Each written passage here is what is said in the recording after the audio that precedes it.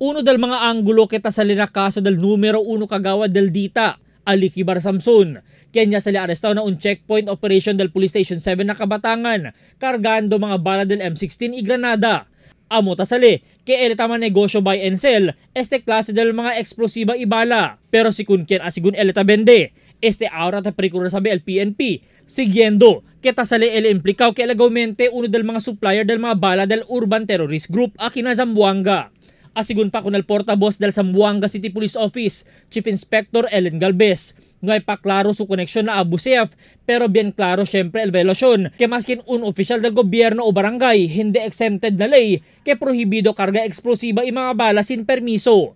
Chene lang leon deta saka kabar hindi daw leta usa. But amo lang man tamile ko saya abla.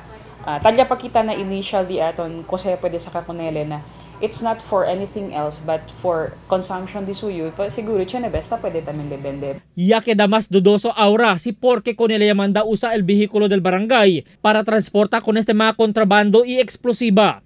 Asigun na PNP posible man deliver ele alina area del Kabatangan. Asigun pa kunal commander del Police Station 7 Chief Inspector Cesar Memoracion. Bien visible adentro del barangay vehicle el mga bala. Rason para decide sila aresta con este si Kagawad Samson. Routine checkpoint nansina manda para cuando ya escucha de mi gente mira el item allá talya lang largaw na bag na papel aquel daw paper bag sigun ko nele el aquel granada tausa daw kilele na dynamite fishing. Habla hindi man sita pwede usa siya usa na dynamite fishing pero mayor parte ta usa ben karo ko ta kumpra el ammonium ben barato lang. Si Kagawad Samson Esperanzao enfrenta kaso del illegal possession of ammunition y explosives kaya asigun na ley no bail el kaso. Albert Luna, Dateline Zamboanga.